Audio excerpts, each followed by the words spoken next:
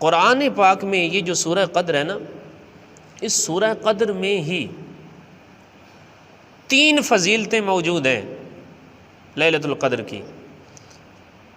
پہلی فضیلت تو یہ 3 آیتوں میں بیان ہوئی، انا انزلناہ فی لیلۃ القدر وما ادراک ما لیلۃ القدر لیلۃ القدر خیر من الف شہر۔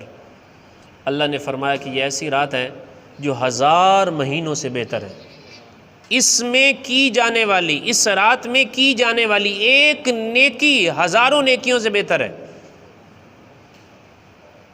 تو آگے فرمایا تنزل الملائکۃ والروح فیہا بإذن ربہم من کل امر، کہ اس رات میں، یہ دوسری فضیلت، اس رات میں اللہ کے نورانی فرشتے اترتے ہیں، اور فرشتوں کے سردار حضرت سیدنا جبریل امین علیہ الصلوۃ والسلام بھی آتے ہیں۔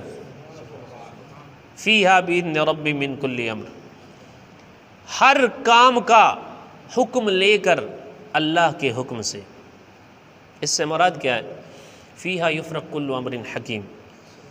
کچھ مفسرین فرماتے ہیں کہ لیلۃ القدر جو ہے یہ وہ رات ہے کہ جس میں اللہ کی بارگاہ سے فرشتے جو ہیں وہ ہر شخص کا، حضرت میکائیل جو ہیں ان کو اللہ تبارک و تعالی رزق کی فہرست عطا فرما دیتا ہے۔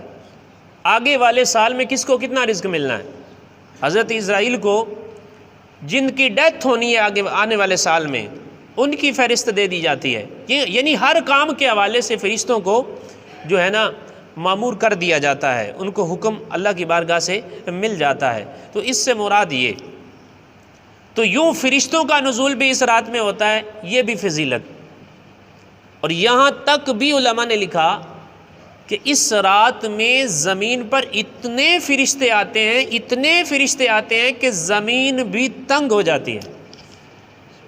اتنی زیادہ تعداد میں لیلۃ القدر کی جو رات ہے، شب قدر کی جو رات ہے، اس میں فرشتوں کا نزول ہوتا ہے، آتے ہیں۔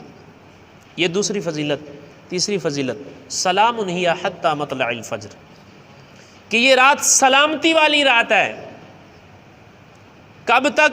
یہاں تک کہ صبح طلوع نہ ہو جائے، فجر طلوع ہونے تک یہ سلامتی والی رات ہے۔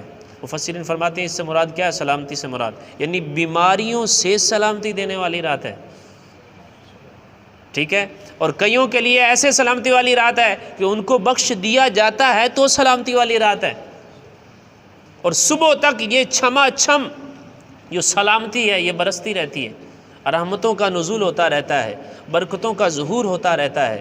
تو یوں یہ 3 فضیلتیں تو قرآن پاک میں اللہ نے خود بیان فرما دی، اور کثیرہ حدیث ایسی ہیں جن میں میرے آقا علیہ الصلوۃ والسلام نے خود شب قدر، لیلۃ القدر کی رات کے فضائل بیان فرمائے۔